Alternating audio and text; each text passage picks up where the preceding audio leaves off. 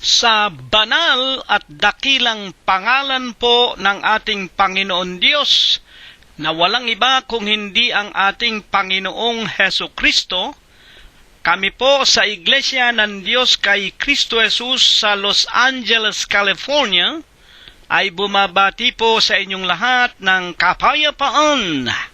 Tayo po mga kapatid ay magpapasimula ng awitin po natin ang bilang 180 sa atin pong mga himnaryo. Kapatid, huwag manghimagot sa ating paglilingkod upang buhay may matapos ay maging dapat sa Diyos. Halina at itaguyod tungkulin bigay ng Diyos. Huwag na huwag kang katalikod. Buhay man ay matapos. Tungkulin ay pagtapatan. Mahalin at ingatan nang higit sa ating buhay nang tayo'y magtagumpay. Halina at itaguyod tungkulin bigay ng Diyos. Huwag na huwag kang tatalikod. Buhay man ay matapos sa ating paglilingkod. Tularan ay si Jesus, di niya binitiwan ang krus. Buhay man ay malagot. Halina at itaguyod tungkulin bigay ng Diyos. Huwag na huwag kang tatalikod. Buhay man ay matapos. Atin pong patuloy na purihin, sambahin at luwalhatiin ang ating nag-iisang Diyos na buhay, na walang iba kung hindi ang ating Panginoong Heso Kristo. Numero 132 po naman ang ating aawitin. Ang buhay kong kaloob ng Diyos na banal, ang tunay na tanging minamahal.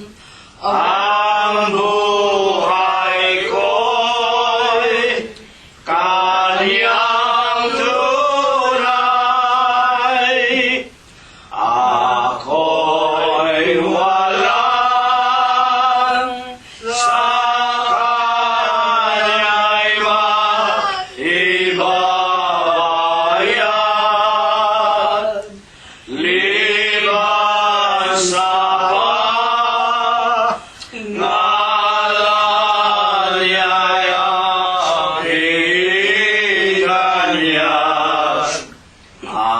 Awitan siya sa lahat ng oras at sambahin buong wagas. Kung tunay man marami ang lumalayo, sa Diyos walang nagnanais na magandong. Kaming mga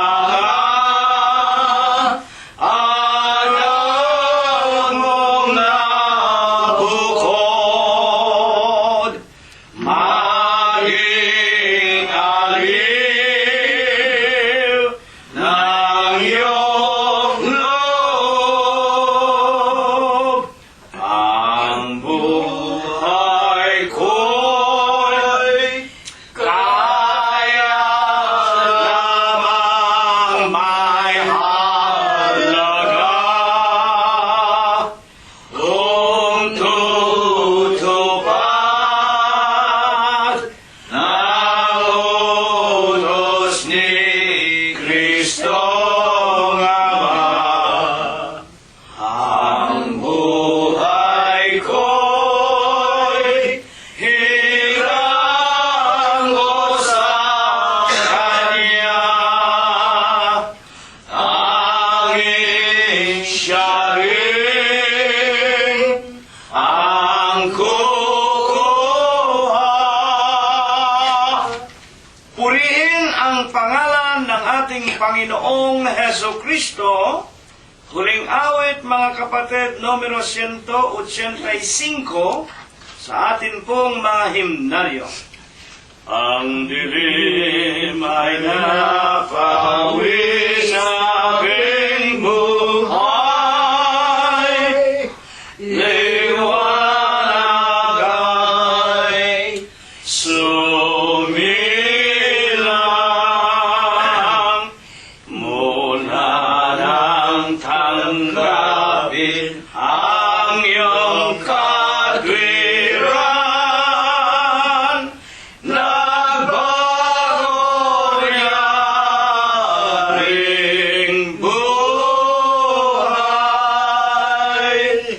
Nais ni Jesus ako'y maging ilaw sa dilim na lumiliwanag sa kadiliman, maging ilaw. Kaya dapat makita sa ating kabuhayan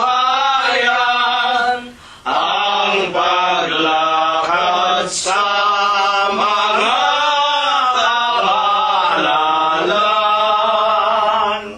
Sa katotohanan ako'y lalakad, ang gawang kabanalan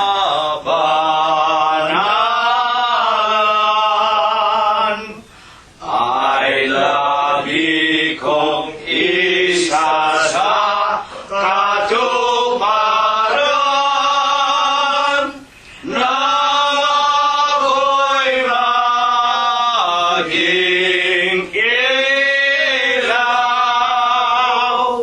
Nais ni Jesus ako'y maging ilaw sa dilim na lumiliwanag sa kadiliman, maging ilaw.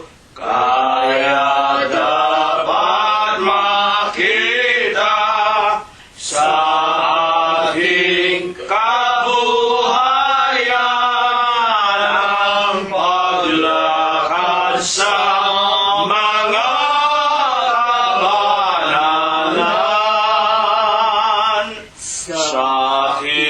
paglalakbay sa sanglibutan, Jesus ako'y tulungan upang ako'y laging nagtatagumpay sa gawang kabanalan.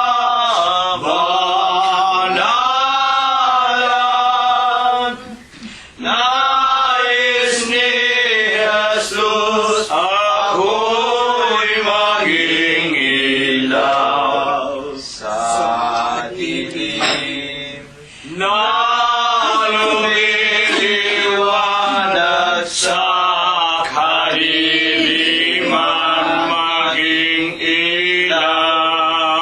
Kaya dapat makita sa ating kabuhayan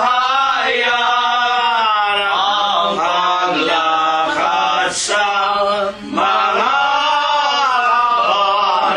kabanalan.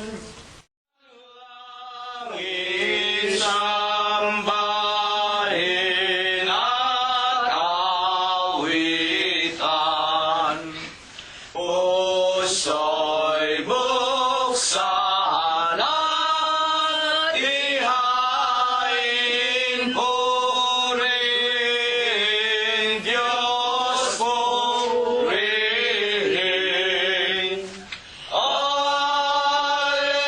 Alleluia, Alleluia, lapit sa Hari natin. Purihin, luwal, patiin, biyaya, paglilikas sa ating nagugupiling sa sanay hahanguin.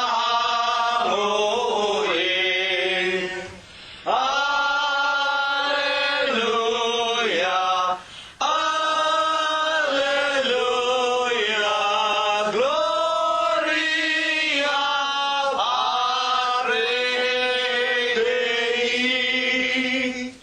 Ang Diyos ay naghihintay,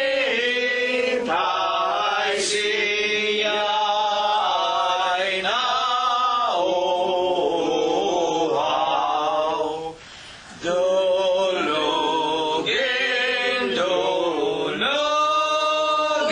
natin, sambahin, dumalangin.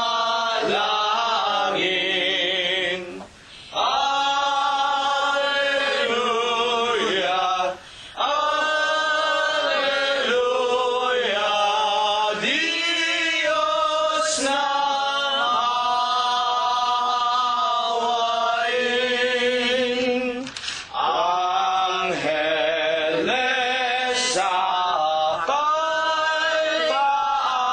kalpaasan, nagpupuri-purihin. Halina mga kapatid sa templo ng amang Diyos. Alleluia, Alleluia, Diyos purihin, purihin.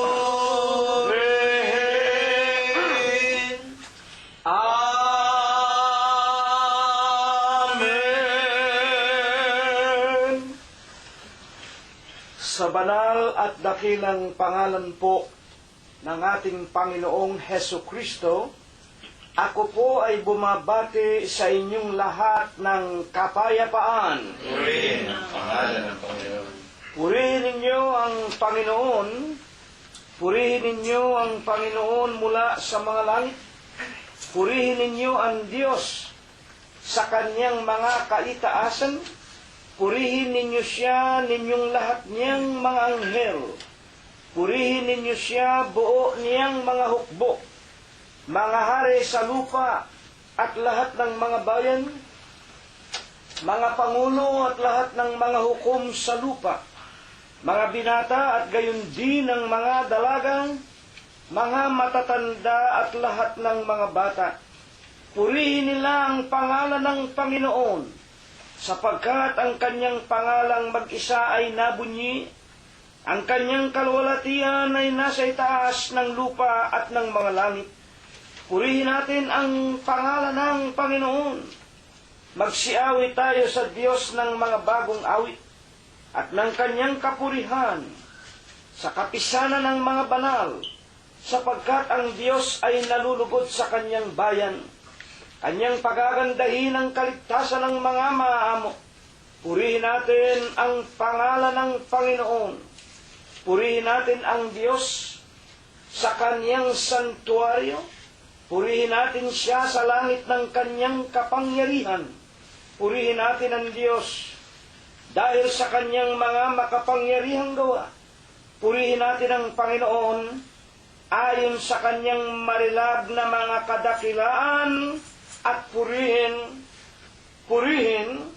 ng lahat ng mga bagay na may hininga. Purihin nila ang pangalan ng Panginoon. Amen. Amen.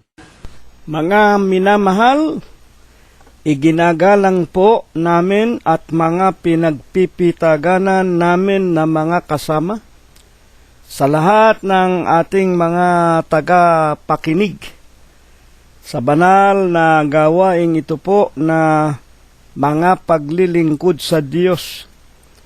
Una na nga, batiin natin ang ating sariling mga kaluluwa, ang ating sariling mga kabiyak ng puso, mga anak, mga manugang, mga apo, ang atin munang mga sariling sangbahayan. Hindi ako naparito ayon sa Panginoong Hesukristo, kundi upang hanapin ko ang mga nawawalang tupa sa bahay ni Israel. Charity begins at home. Ang pagliligtas po, magpapasimula muna sa atin, una sa ating sariling kaluluwa.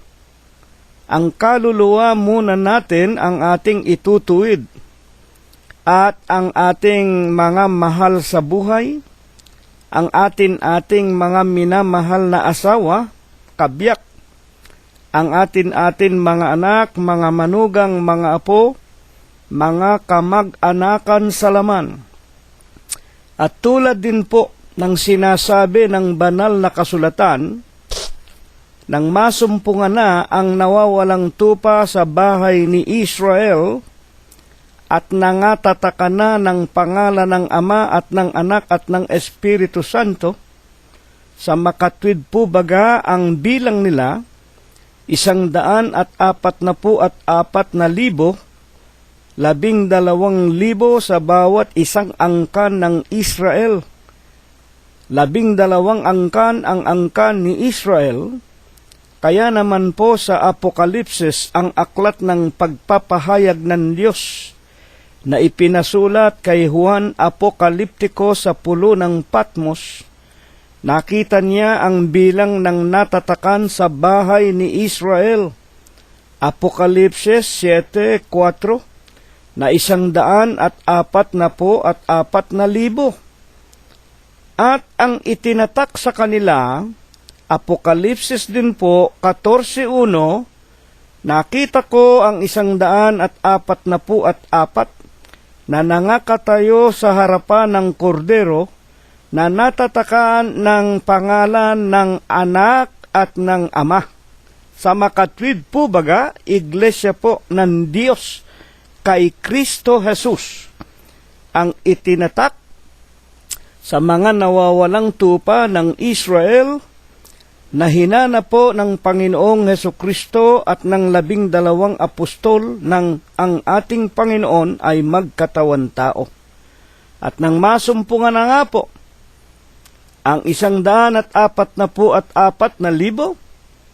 at saka naman po isinugo ng Diyos ang ating Apostol Pablo, tinawag sa daang Damasco habang pinagpapapatay niya ang mga iglesia ng Diyos, at siya po ay ginawang ilaw sa mga hentil upang tayo rin naman na mga hindi kabilang sa pangako, mga walang Diyos noong araw, mananamba tayo sa mga Diyos-Diyosan, sa mga larawan, sa mga nililok ng kamay ng tao.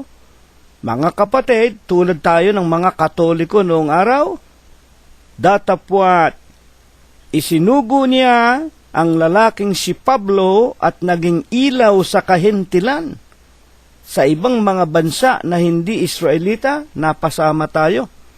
Nanturuan tayo ng Diyos ng banal na kasulatan at magsisampalataya tayo at tayo po'y nagpabautismo sa pangalan ng Ama, Diyos, Anak, Kristo Jesus at Espiritu Santo sa makatwidbaga sa kanyang ebanghelyo na pawang Espiritu at pawang buhay, 6:63 ng San Juan.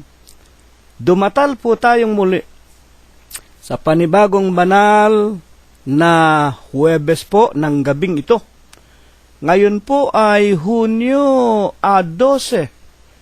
Mga tagapakinig po namin, 2014. Nasa kalahatian na po tayo ng taong kasalukuyan at masasabi natin na mga ilang mga araw na lamang papasok na naman tayo sa tinatawag na panibagong taon na 2015. Hari nawa, abutin nating lahat ang panibagong taon at nalalaman po natin ang kaparaanan. Ang wika ng Panginoong Hesukristo, kung tayo po ay makikinig ng kanyang mga salita at kung tayo po ay tutupad, tayo po itutulad niya sa mga taong matalino na nagtatayo ng ating bahay o ng ating kaluluwa sa ibabaw ng bato. Bumaksak ang malalakas na ulan, umihip ang malalakas na hangin, humampas ang malalaking alon. Mga kapatid, ang bahay na yon nakatayo sa ibabaw ng bato, hindi nabubuwal. At dahil nga po dito, kung ibig nating huwag tayong mabuwal, huwag tayong mabagsak, at huwag tayong mamatay ng maaga, ibig nating makasapit hindi lamang sa 2015, magpatuloy po tayo ng pakikinig. Magpatuloy tayo ng pagtupad. Magpatuloy tayo sa lahat ng mga gawang kabanalan. Tulad na nga po ng ating mga pakikinig ng kanyang mga banal at dalisay na aral, sapagkat ang kanyang mga salita, pawang espiritu at pawang buhay. Magpapasimula na tayo mga kaibigan at mga kapatid. Ihanda na natin ang ating mga kaluluwa. Tawagin na natin ang ating mga asawa, mga anak, mga manugang at mga apo. Kahit na po nag-iisa tayo, dadalawa o tatatlo, huwag nating ikakahiya ang Panginoong Hesukristo. Pagdating ng kanyang ikalawang pagparito, ikahihiya niya tayo sa harapan ng kanyang mga anghel. Kaya naman hayo na, tayo po ay magsipaghanda na. Ihanda na rin natin ang ating mga banal na kasulatan. Tayo po magpapasimula sa pagtitiklop ng ating mga tuhod. Magpapailang lang ng mga bunga ng ating mga labi. Hihingi ng kapatawaran sa ating mga nagawang kasalanan at hihingi tayo ng pamamatnubay upang tayo po ay kanyang paunawaan ng kanyang mga banal na aralin sa gabi pong ito ng ating mga buhay. Dakilang Panginoon po naming Diyos, Amang banal na lubha ka pong kagalang-galang, ikaw po ay Diyos na sadya ka pong kapita-pitagan, nag-iisa ka pong Diyos na buhay, ikaw po ang may-ari, ang lumalang ng lahat ng mga bagay, ang Diyos na pinakamakapangyarihan ka po sa lahat.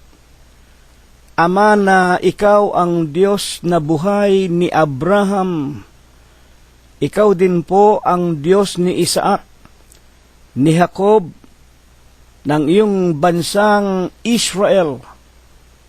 Ikaw ang Panginoon Diyos na pinagtapatan ng aming mga minamahal na mga magulang hanggang kani-kanilang mga kamatayan. Ikaw rin po ang aming sinampalatayanan, na Diyos na walang kamatayan, na umuugit ka po ng iyong banal na iglesia hanggang sa huling mga kapanahunan, sa banal at malinis na pangalan mo pong Kristo Jesus. Masusulyapan mo po muli kami, mga mag-aanak, mga magkakaibigan, magkakapatid sa iyong banal na iglesia, sa silong po ng aming mga dampang tahanan, kahit na po kami nag-iisa, dadalawa, tatatlo at pinakamaliliit sa bilang, hindi ka namin ikinahihiya, Panginoon. Hindi namin, Panginoon, nalilimutan ang mga banal naming mga katungkulan, na sa pangalan mo po'y ititiklop namin ang aming mga tuhod. Magpapakumbaba kami't nangangayo, Papa, sa iyong kabanal-banalang paningin, at mulit-muli tanggapin mo po ang aming mga tao sa puso naming mga pagpapasalamat. Ama namin Diyos, maraming salamat po sa iyo. Maraming mga araw, napakamapayapa. Nilipos mo po kami ng buhay, kagalingan at mga kalakasan. Salamat po, pinagbubuksan mo pa kami ng magagandang pintuan ng mga kapalaran. Salamat, Amang Banal, hindi mo binawian ng buhay ang sino man sa amin, at bagaman kami sinapitan din ng sari-saring karamdaman, ng luha, kalumbayan at mga suliranin sa aming pang-araw-araw na pamumuhay. Tumatawag kami sa iyo, Panginoon, sa araw at gabi. Dinirinig mo ang aming samo, dinirinig mo ang aming mga pananambitan, hinihipo mo't ginagalaw ang aming lupang katawan, ang aming mga puso. Ama naming Diyos, pinalakas mo kami't pinagaling. Binigyan mo ng lunas ang lahat ng aming kasalaghatian. Sa Huwebes po ng gabing ito, tanggapin mo po ang aming mga pagpupuri. Ama naming Diyos, ang aming mga pagpapasalamat, ang aming mga pagluwalhati at pagsamba sa iyo pong kagilagilalas na katotohanan, sa Espiritu mo po at sa iyong katotohanan.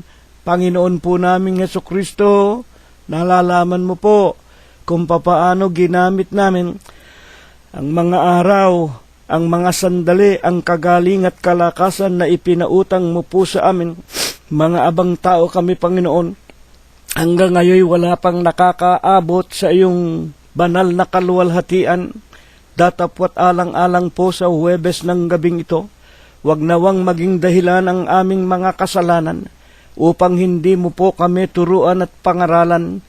Ipinapanalangin namin sa iyong ituring mo pong kabiglaanan, kamangmangan at mga kagipitan, lalo na nga po ng maraming sa amin nasa mga kabataan pa at kamuraan ng puso't isipan. Patawarin mo po kaming lahat, Amang Banal, sa lahat po ng aming nagawang mga kasalanan. Panginoon naming Hesukristo, sa Huwebes po ng gabing ito, hindi lamang ang aming mga sarili na iyong pinagpapalat iniingatan ang ipinagpapasalamat namin. Ipinagpapasalamat namin una't higit sa lahat. Hanggang ngayon, tinuturuan mo pa kami, dinaragdagan, pinatitibay, pinalalakas ang aming mga pananampalataya. Ama, maraming salamat sa iyo, at maraming salamat din maging ang aming sari-sariling mga minamahal sa buhay, mga asawa, mga anak, mga manugang at mga apo, at maging ang aming mga kasangbahay at mga kamag-anakan sa laman. Patuloy mo pa rin pong iniingatan, katulad po ni Emmanuel, ni Bobby, ni Noel, ni Ruth at ni Joel, ni Teofilo, ni Rosemary, ni Flor, ni Irene, ni Cheche at ni Malu, maging ni JC, ni BJ, JR at John Macho, ni Paul Noren at Sarah, ni Micah, Laika, Joshua, Rebecca at Kay. Gayon din po si Prospero Jr., si Chuchay, si Pinky at si Philip, si Abner, si Enrico, si David at si Daniel Valencia, si Shannon at si Analira, si Bayan Guanson, si Jacob, lalong-lalo na nga po si Lolita, si Susan, si Lenlen, si Jingjing, si Pe at si Adora Quino, si Pido at si Victoria Malangkes, si Rosemary at si Flor, na ang karamihan po sa kanila nangingibang bansa at mga bayan, humahanap ng kanilang kakainin sa araw-araw. Patuloy po namin silang lahat na idinadalangin sa iyo. Papatnubayan mo po sila sa araw-araw.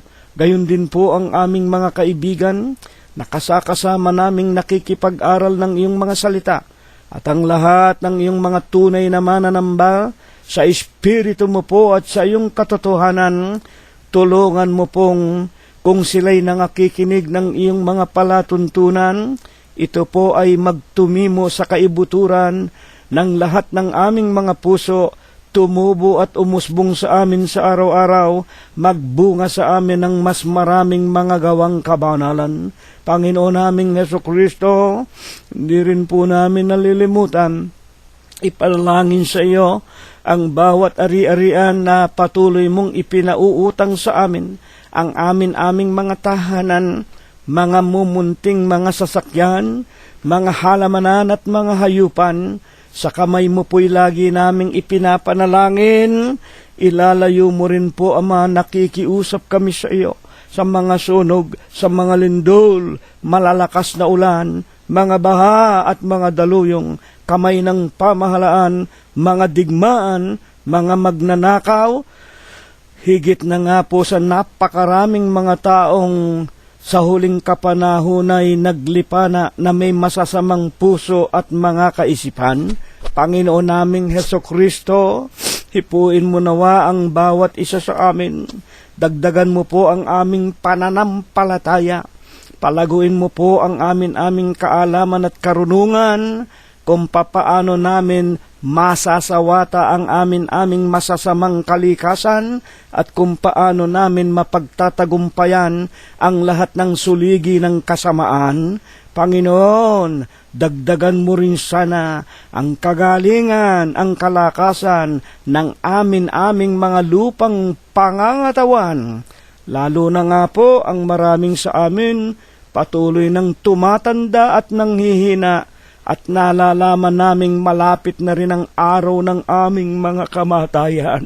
Dadapwat Amang Banal, dagdagan mo pa sana kami ng maraming mga taon, ng maraming mga araw, hindi upang gugulin sa pagtatampisaw sa mga kalikuan at mga kalayawan, kung hindi makita mong pilit naming ginugugol sa paglilingkod sa iyo ng buong puso, buong lakas, buong buhay at buong pag-iisip.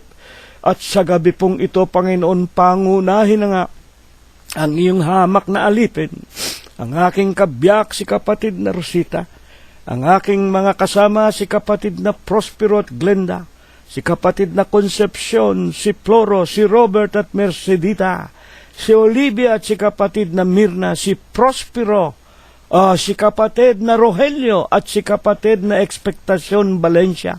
Kami po na inilagay mo na meron ng mga katandaan sa loob ng iyong banal na bayan. Tutulungan mo po kami, Panginoon, makapagbunga pa ng mas maraming mga gawang kabanalan. At sa Huwebes po ng gabing ito, kasangkapanin mo nawang muli ang iyong hamak, ang wala mong kakabukabuluhang alipin. Langkapan mo nawa ng bis at kapangyarihan ang kanyang tinig, at kung mapakinggan namin ang iyong mga banal na aral sa Huwebes po ng gabing ito, ito nawa ang aming isakabuhayan Ito naway magamit namin sa paglilingkod sa iyo ng buong puso, buong lakas at ng aming buong pag-iisip. Panginoon naming Jesus, ang lahat po ng ito, idinadalangin po namin, isinasamo namin, ipinakikiusap, nawa po'y iyong ibasbas at ibendisyon sa amin, sa tanging pangalan mo pong Kristo Jesus, magmula po ngayon at magpakaikailanman. Amen. At ngayon po ay hawakan na natin ang ating mga Biblia at tayo po ay magpapasimula na ng pakikinig ng mga banal na aralin na ibig ng Panginoong Hesukristo na ating mapakinggan. Katulad po ng malimit nating matanggap sa Panginoon, nalalaman po nating lahat, ang pakikinig ay higit na mainam kaysa mga handog o mga abuloy. Ang pakikinig higit na mainam sapagkat ang pakikinig at ang pagsunod, ito po ang magbibigay sa atin ng buhay at ng kalakasan. Una na nga po, Romanos 10:17, sa pakikinig ng gagaling ang pananampalataya, at ang pakikinggan ay ang mga salita ng Diyos na lumalabas sa bibig ng ating Panginoong Hesukristo.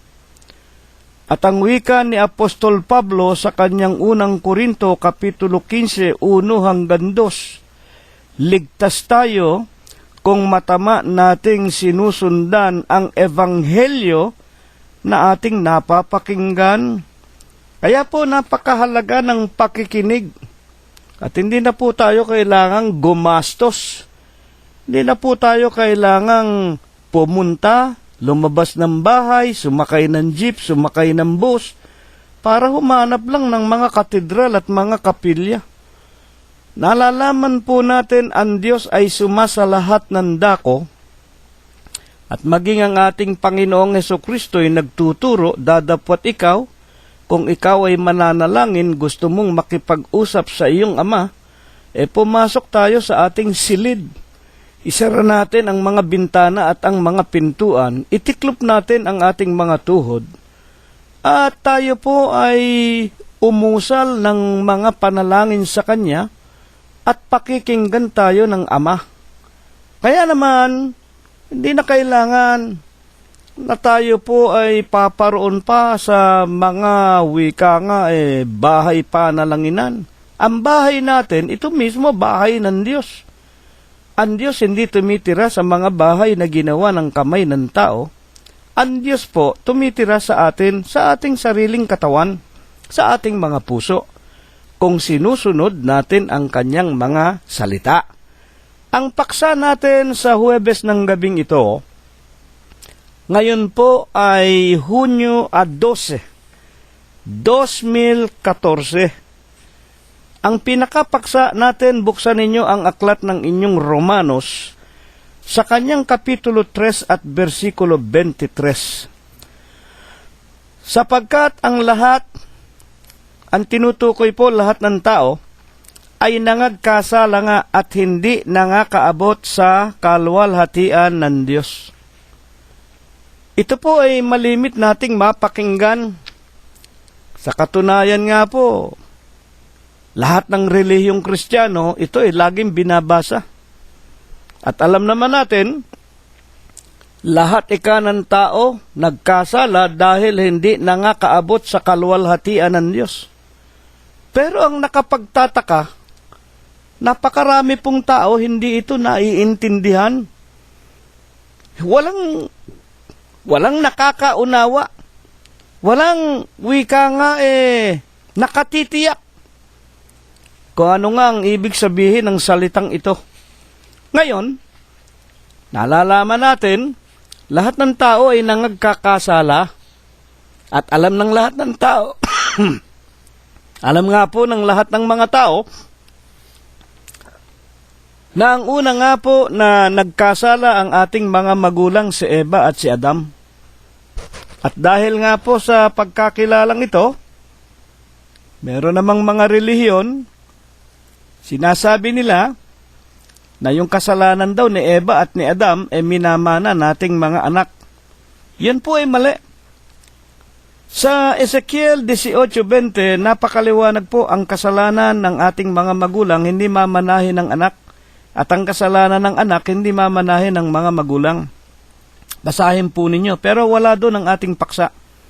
Dito'y nililinis muna ng Diyos ang kasalanan ni Eva at ni Adam, ang kasalanan ng aking tatay, nanay, hindi ko po mamanahin. Kanila yon sapagkat ang bawat isa hahatulan ayon sa kanilang mga ginawa. Kaya nga dito ay itinuturo din sa atin ng Diyos, hindi po dapat binyagan o bautismuhan ang mga bata sapagkat ang mga bata hindi nagkakasala. At kung mamamatay ang bata sa kanyang kamusmusan, ang Panginoong Jesucristo ang nagsabi mismo sa mga apostol, sa mga batang ito ang kaharian ng langit. Malibang kayo ay maging mga bata na tulad ng mga batang ito, hindi kayo makakakita ng kaharian ng langit. Sa makatwid ang mga bata, pag namatay, ay hindi po magiging mga tiyanak na itinuturo sa atin ng ating simbahang kinagisnan. Hindi po magiging mga demonyo sa ilalim ng lupa. Yung mga batang yan, pag hindi nabinyagan, wala pong kasalanan yan. Yan anghel ng Diyos. Ang ating paksa, sapagkat ang lahat ay nangagkasala nga at hindi nangakaabot sa kaluwalhatian ng Diyos. Alam natin, nagkasala si Eva at si Adam. At dahil nga sa pagkakasala nila, ang tao dumanas ng karamdaman. Alam natin noong araw doon sa halaman ng Eden, doon ay walang kagutuman, walang karamdaman, walang kahapisan, at ang lahat ng kakailanganin ng mga tao, pagkain, at kung ano-ano pa, inumin, lahat. Doon ay pipitasin na lamang, huhulihin, at lahat ay ibinibigay sa atin ng Diyos. Kung hindi nagkasala si Eva at si Adam, sa halamanan ng Eden pa maging tayo. At walang imposible sa Diyos. Sabihin mo man kung ilang bilyon tayo ngayon sa huling araw, tinitiyak ko sa inyo hanggang ngayon nasa halamanan pa tayo ng Eden, wala tayong kamatayan. Kasama natin ang Diyos. Ngunit, dahil nga po sa nagkasala, inilabas sila, pinalayas, at dahil nga dito sa tulo ng iyong pawis, kakain ka ng iyong tinapay, hindi ka na basta pupulot na lamang manghuhuli at wika nga kakain ng bunga sapagkat inilabas ka na doon sa pinakalupain na binubukala ng pulot at ng gata. Wala ka nang kakailanganin doon. At ang babae, si Eva, nung araw sa panganganak, hindi sana siya magkakasakit, hindi magdaramdam, ngunit pinasapitan siya ng Diyos sa kanyang paglilihi ng sari-saring mga karamdaman. Yan ang pinakawika nga dapat nating unawain. Ang minana natin, hindi po yung kasalanan ni Eva at ni Adam. Ang minana natin, yung tinatawag na sumpa ng Diyos sa laman. Na noong araw walang kamatayan, pero sinuway ang utos ng Diyos kumain ng ipinagbabawal na bunga ng pagkakilala ng masama't mabuti, pinalayas. At ang wika nga ng mga banal na kasulatan, mga magulang at mga kapatid, nang dahil nga sa isang tao, nang pumasok sa kanya ang kasalanan, nang magkagayon, ang kasalanan nagbunga ng kamatayan.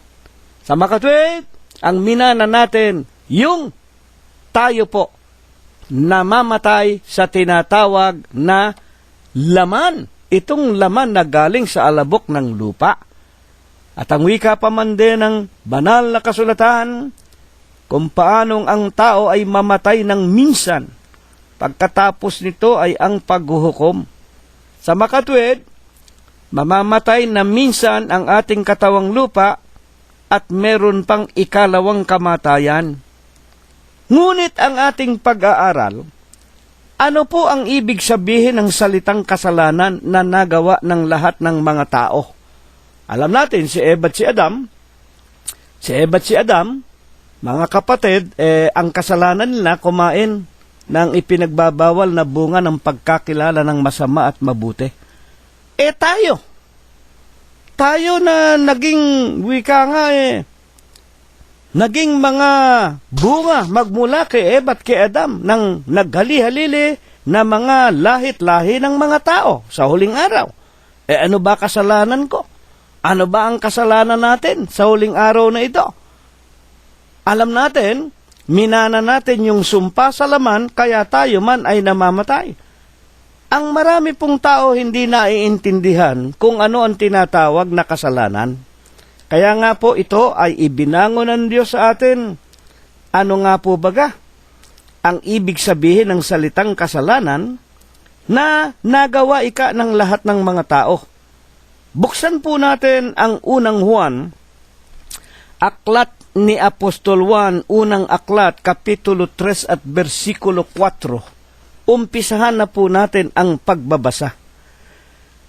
Whosoever committed sin, kinuha po natin sa King James Version, English, pinanggalingan ng Tagalog.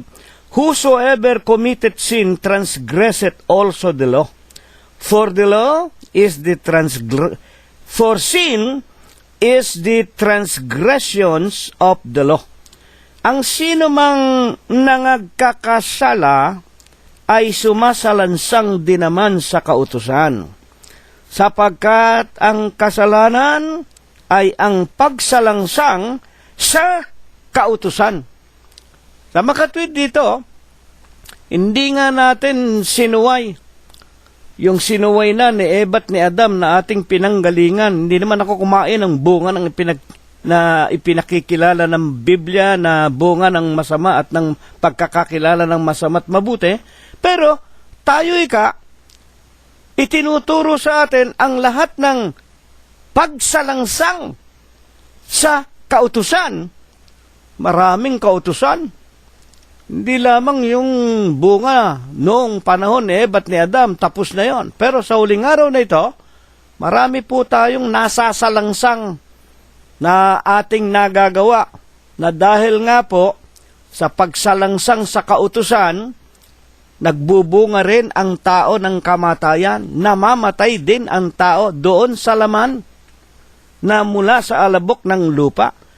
Kaya nga, upang lubos po nating maliwanagan, ano-ano ba yung mga kautusan na yan? Nalalaman po natin, meron tayong mga kautusan, una na nga dito sa loob ng ating bahay.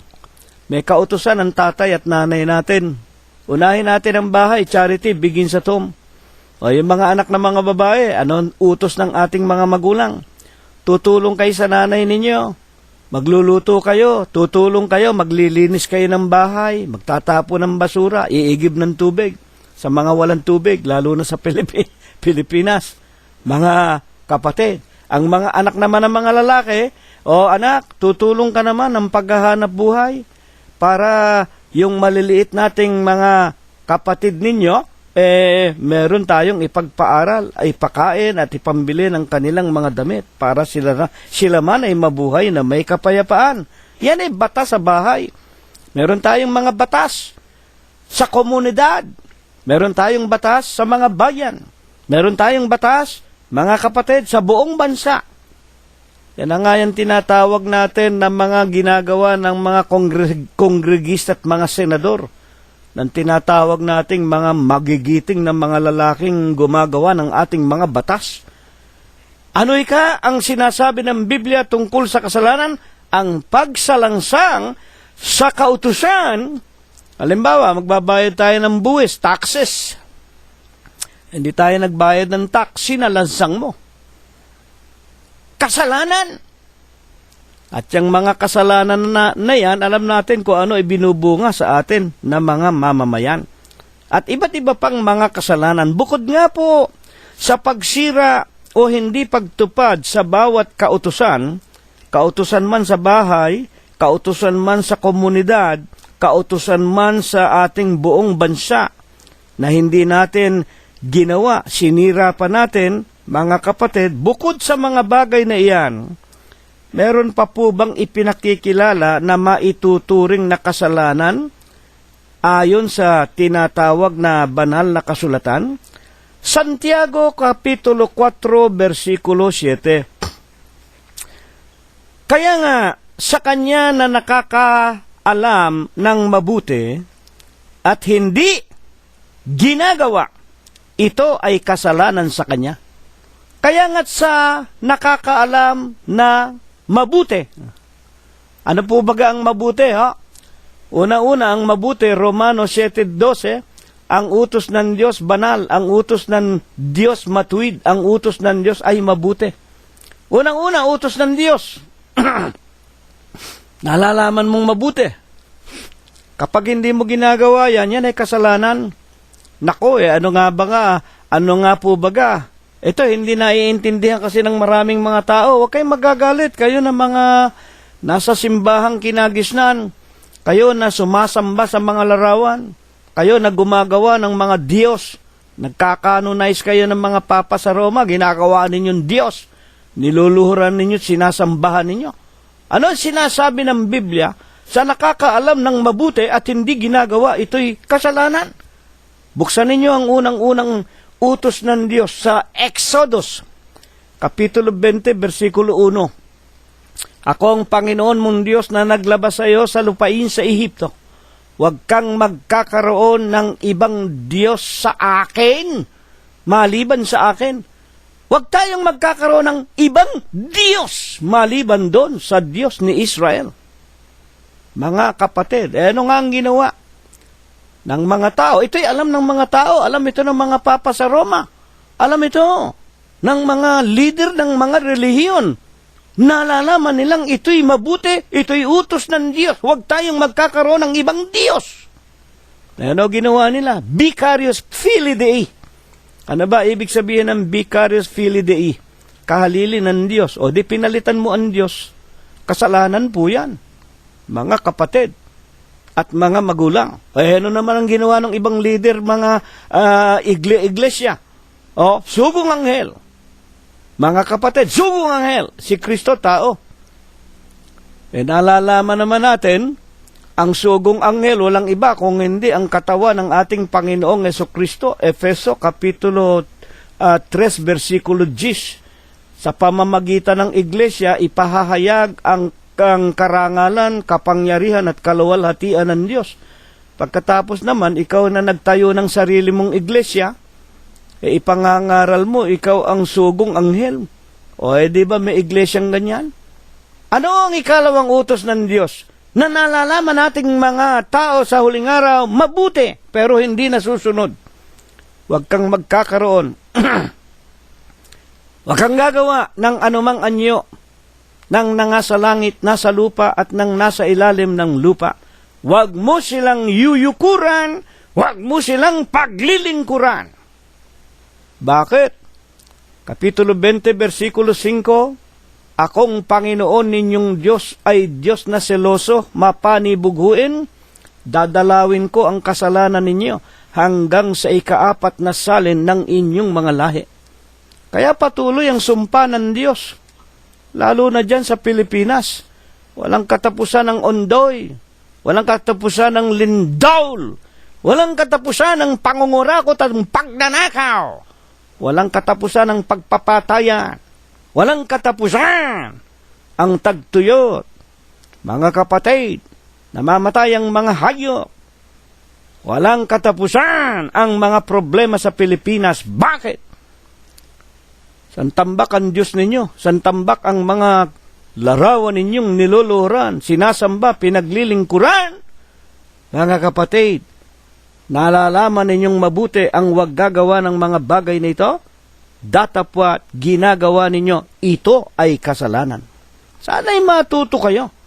Ano po ba naman? Ang maaasahan na kabayaran ng bawat kasalanang nagagawa nating mga tao. Mga tagapakinig, Romanos 6:23, ano nga ang kabayaran ng kasalanan? Basahin natin, 6:23, sapagkat ang kabayaran ng kasalanan ay kamatayan. Yan po. Kaya nga po, nang magkasala si Eva at si Adam, pumasok ang kasalanan sa kanila, sa pamamagitan ng isang tao, una si Eva, pakatapos si Adam. Nang magkagayon, lahat ng tao ay na dumaranas ng kamatayan sapagkat ang lahat ay nangagkakasala. Kaya nga, pagkatapos nasuayin ni Eva at ni Adam, ang utos ng Diyos, pinalaya sila, dumating na ang kamatayan sa kanilang lupang katawan. Mga kapatid at tayo, na nagmula sa kanila, hindi natin nalalaman, at sa nalalaman natin, nagkakasala tayo. Ayun lang magulat tayo at makasigaw tayo ng masama. Tinamaan ng sinalibad ng. Sa bagay, sa Biblia, naunawaan natin sa mga nakalipas na Huwebes, may kasalanang hindi ikamamatay. Ang ibig sabihin, hindi tayo mamamatay sa impyerno, may kapatawaran. At yun ang ipinapanalangin natin.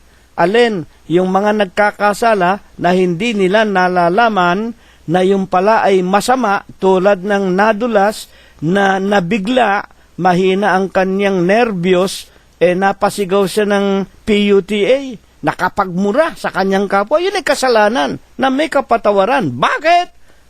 Hindi po niya sinasadya, pero merong kasalanan na walang kapatawaran. Alin yan?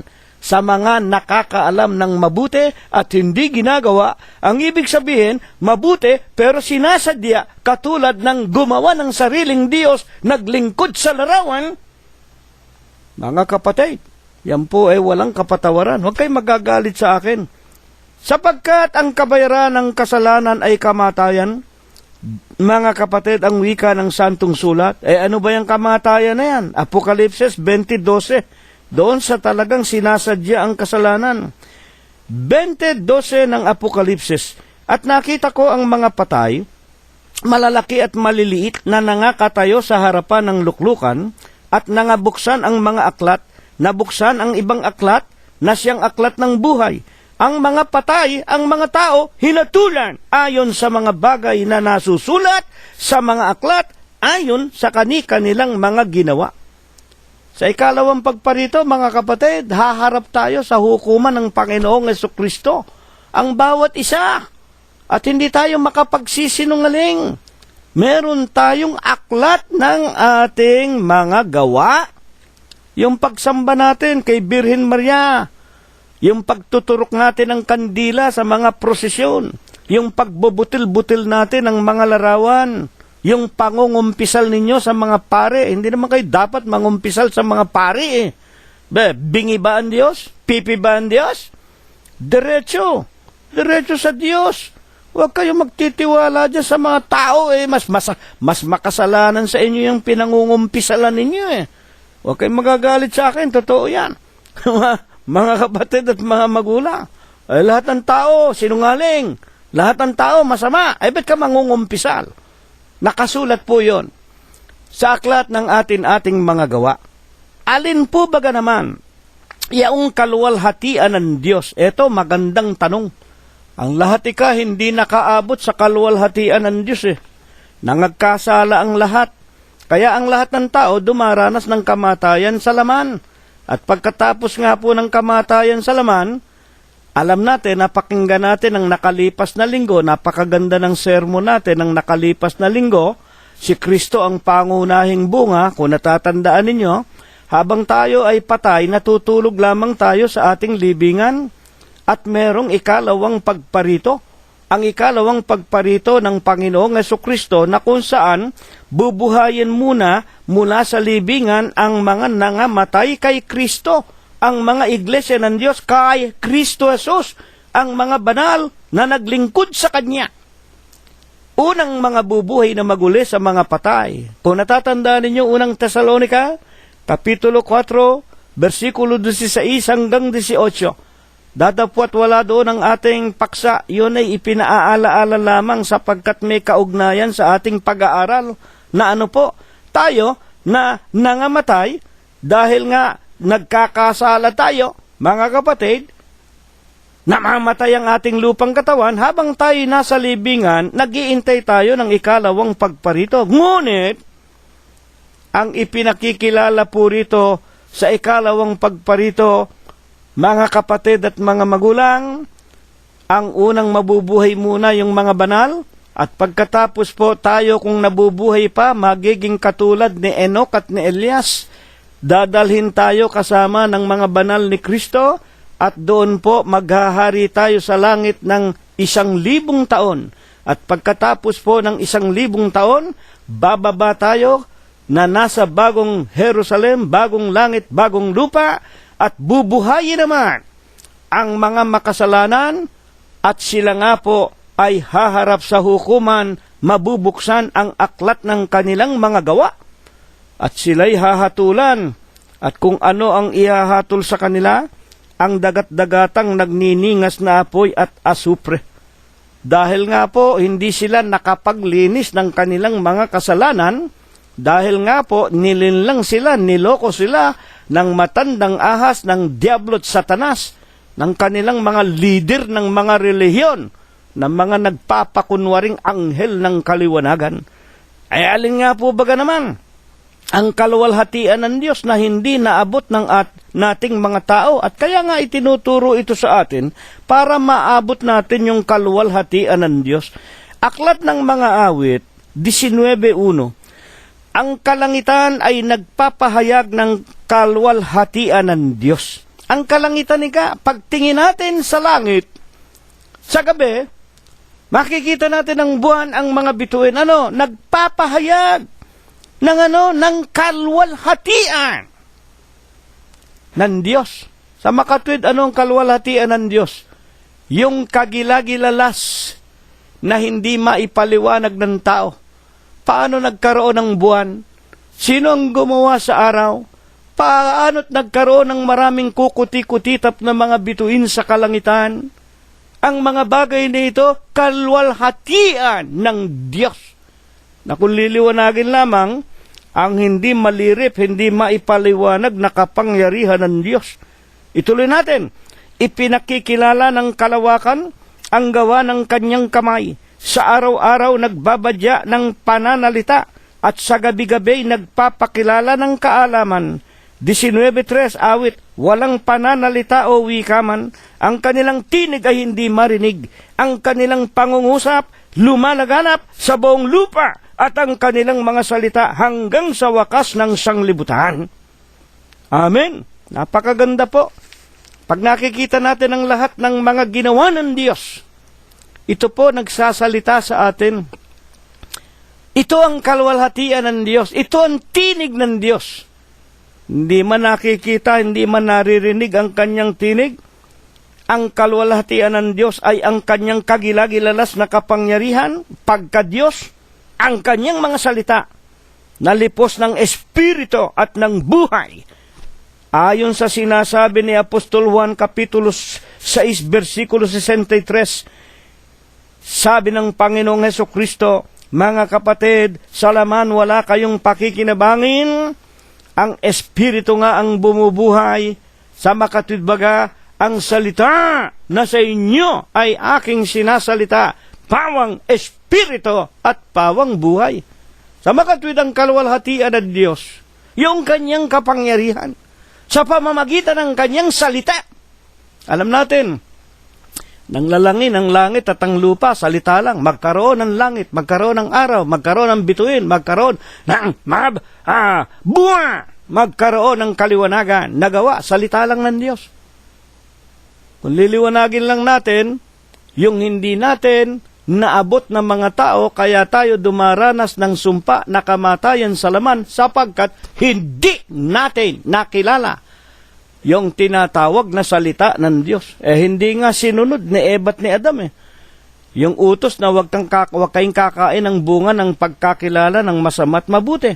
Paano pinatutunayan ng Biblia na ang kaluwalhatian ng Diyos ay walang iba kundi yung kanyang salita, yung kanyang kapangyarihan na pag sinabi niya, masisira ang langit, masisira ang lupa, ang kanyang mga salita hindi masisira. Na siya mismo ang salitang ito, ang kanyang kapangyarihan na ito rin ang buhay na walang hanggan. Mga kapatid, huwag kayong matataranta. Hindi natin naabot ang kanyang kaluwalhatian. Bakit? Sinuway nga una ni Eva at ni Adam. Alin? Ang kanyang salita. Ang kaluwalhatian pala ng Diyos, yung salita mismo. Na makapangyarihan. Kaya nga tuwing makikita natin ang buwan, ang araw, ang mga bituin, nagsasalita. Sa ating mga tao dito sa lupa, ano ang sinasalita? Na sila ginawa ng Diyos sa pamamagitan ng salita. Ano ang katunayan? na yun mismong salita, yun ang kaluwalhatian na hindi natin naabot. San Juan 1:1, nang pasimula siya, ang berbo. Ang berbo ay sumasa Diyos. Ang berbo ay Diyos. Ito rin, 1:2, ituloy natin hanggang 3. Ito rin, nang pasimula sumasa Diyos, ang lahat ng mga bagay, ginawa niya. Sinong gumawa ng langit ng lupa? Yung salita. Mga kapatid at mga magulang, at alinman sa lahat na ginawa, hindi ginawa kung wala siya. 1:4, nasa kanya ang buhay. Ang buhay, siyang ilaw ng mga tao. Napakaganda ng ating pag-aaral. Walang pagdududa, hindi naabot ng tao ang kaluwalhatian ng Diyos. Kaya ang tao dumaranas ng kamatayan. Alin nga ang kaluwalhatian ng Diyos? Yung gumawa ng lahat ng bagay. Mga kapatid, alin yun? Yung salita. Pasimulay, berbo ng unay salita. Ang berbo sumasa Diyos, nasa Diyos. Ang berbo ay Diyos. Yung salita, yun mismo ang Diyos. O ipinakikilala po baga ng Santong Sulat kung sino yung berbong Diyos at kung ano baga talaga ang kanyang kaluwalhatian na nais niya na maabot natin sa huling araw upang huwag tayong mapares sa ating mga magulang na dahil nga sa kanila tulad ni Eva at ni Adam, ngayon ay dumaranas pa tayo ng kamatayan. Mga kapatid, San Juan 1:14, at nagkatawan tao ang berbo. Nagkatawan tao yung kaluwalhatian. Nagkatawan tao yung salita. Anong ginawa? Tumahan sa gitna natin at nakita namin ang kanyang kaluwalhatian, kaluwalhatian gaya ng bugtong ng Ama na puspos ng biyaya at ng katotohanan. Nagkatawan tao ang kaluwalhatian. Nagkatawan tao ang berbo, yung lumalang ng lahat ng mga bagay. Nakita namin, nahipo namin sa ibang mga talata ang wika ni San Juan. Nakasama namin 3 taon. Kasama namin nangaral ng Ebanghelyo. Nakita namin katulad siya ng anak ng Diyos. Kaya nga tinatawag ang Panginoong Jesucristo na anak ng Diyos. Bakit? Hebreo 3:6, si Kristo gaya, katulad ng anak, lumagay sa kalagayan ng isang anak ng Diyos. Kaya nga tinatawag na anak ng Diyos at tinatawag din na anak ng tao sapagkat nakilala nga na anak siya ni Joseng Carpintero at ni Maria na birhen, mga kapatid. At sa Romanos 9:5, nasa kanila ang mga magulang, sa kanila mula ang Kristo ayon sa laman, na siya, si Kristo, yung salita, lalo sa lahat, Diyos na maluwalhati, magpakayi kailanman. Amen. Wala na pong tataas sa Kanya. Wala nang luluwalhati sa Kanya. Kaya nga, kung sinasabi man sa Romanos ni Apostol Pablo, dahil nga sa pagpasok ng kasalanan sa isang tao, dumating ang kamatayan. At pagkatapos nito, ang kamatayan ay naranasan ng lahat ng mga tao sapagkat ang lahat ng mga tao ay nangagkakasala. Bakit? Hindi nakaabot saan? Sa kaluwalhatian nino ng ating Panginoong Hesukristo. Mga kapatid at mga magulang, na ano? Diyos na maluwalhati, walang kamatayan, magpakayi kailanman. Huling tanong, ano po ang ipinapayo ngayon ng Diyos sa lahat ng tao? Sa huling mga araw na ito upang huwag na muli tayong magkasala tulad ng ating mga magulang at huwag po tayong magsipagbayad ng kamatayan, lalo na nga sa impyerno. Manghuling talata na ating mapapakinggan, mga magulang namin at mga kapatid, Malakias 3:7, Malakias. Mula ng kaarawan ng inyong mga magulang ni Eva at ni Adam, kayo'y nangagpakaligaw sa aking mga tuntunin, hindi ninyo tinalima. Manumbalik kayo sa akin, ako'y manunumbalik sa inyo, sabi ng Panginoon. Pero ang sagot, anong sagot ng mga tao? Saan kami manunumbalik? Ayan. Hindi ba? Hindi ba kami sigaw ng sigaw? Araw at gabi, pinangangaral namin ang ebanghelyong ito sa pamamagitan ng Facebook, ng YouTube. ng karunungan ng Diyos na pinalago sa huling araw para ang araling ito'y mapakinggan ng lahat ng tao sa buong sanglibutan. Pero ano sinasabi sa amin?